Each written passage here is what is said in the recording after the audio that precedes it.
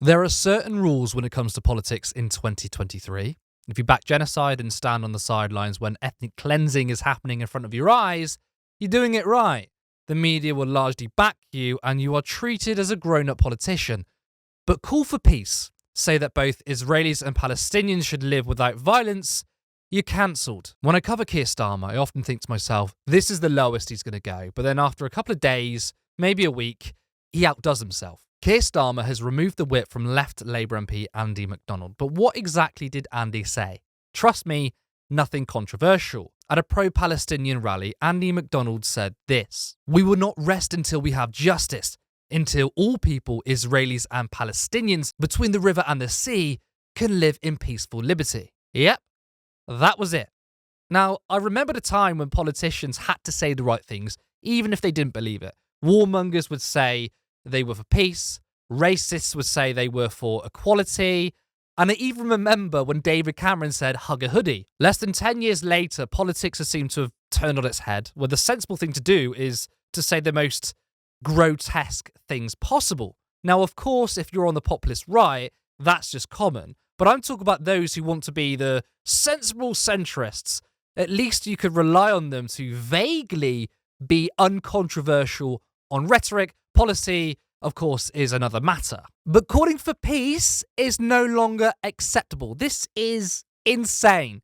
To add context as to why Starmer disciplined McDonald, it was, of course, due to anti-Semitism. In the quote, McDonald said, "from the river to the sea." Now, if you've never heard of that phrase, it's often chanted at pro-Palestinian rallies. The full quote is, "from the river to the sea, Palestine will be free." Now, some people, particularly those who are pro-Israel, claim that it's an anti-Semitic chant.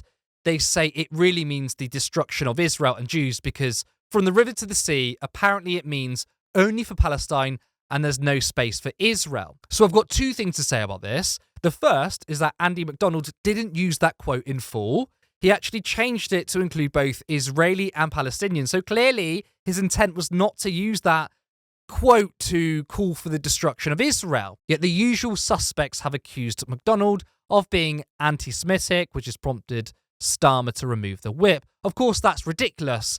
And if that logic could stand on its own, then why have some twisted his words? Starmer has chosen a different red line. He has suspended one of his MPs, Andy McDonald, from the parliamentary party for using the controversial phrase, "from the river to the sea." So in that clip, they misrepresented his words. We also have the Times, who have been forced to issue a correction after also misquoting him. An earlier version of this article said Andy McDonald MP chanted, "between the river and the sea, Palestine will be free," at a rally.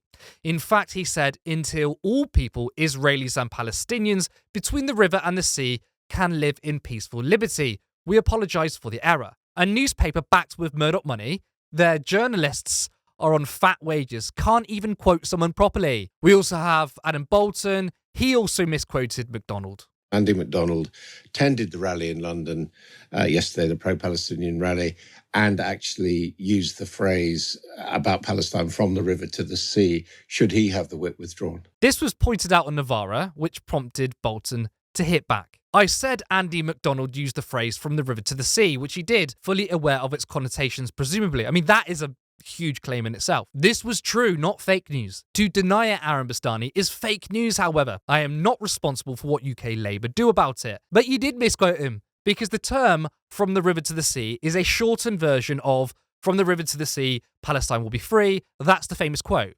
So if you say Andy McDonald used the phrase "from the river to the sea," you are essentially claiming that he said the full quote. But he didn't. He changed it. So for people who know the full quote, they will just assume McDonald also said Palestine will be free. It's irresponsible journalism yet again, and Bolton has taken a leaf out of his former colleague's book, Kay Burley, by doubling down and attacking those, in both cases Novara, for correctly pointing out your shitty journalism. Now, my second point is that the quote, the original, is not anti-Semitic.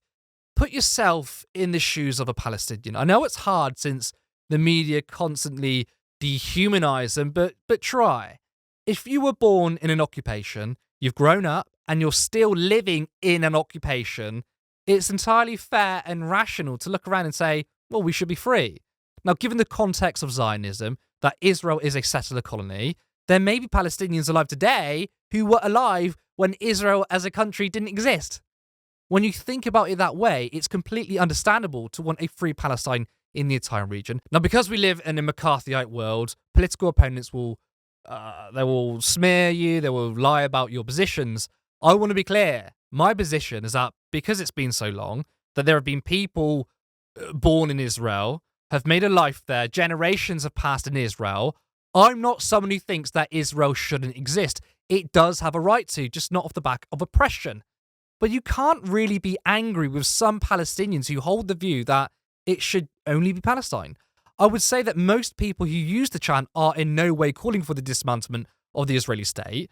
And what I will say is that the overwhelming majority of Palestinians who use this quote are absolutely not calling for the end to Jewish people. Jews, Arabs, Palestinians lived together before Britain forced a settler colony on the region. So for the radicals who just want a Palestinian state, I would argue they would happily live side by side with Jewish people. I reiterate, that is not my view. I still support a two-state solution, but I'm just providing context that this quote is not based upon anti-Semitism. Now, do people use it for such purposes? Of course they do. You also have pro-Israel people who want the death to all Arabs. There are just awful, awful people on both sides. There's been a rise in anti-Semitism and Islamophobia. It's disgusting. But back to Labour. I think Keir Starmer is a dangerous man. He's given us all the evidence of someone who does not support the idea of liberty and freedom or freedom of speech. You think he wouldn't support you losing your job or even getting in trouble with the police if you were to have an outspoken pro-Palestine opinion? And not just pro-Palestine, but any particular view, probably on foreign policy, that doesn't side with the establishment. Some may think that's unrealistic. I don't. He is deeply, deeply authoritarian. The way he operates as leader of the Labour Party will be very similar to how he manages the states, and I think that's scary.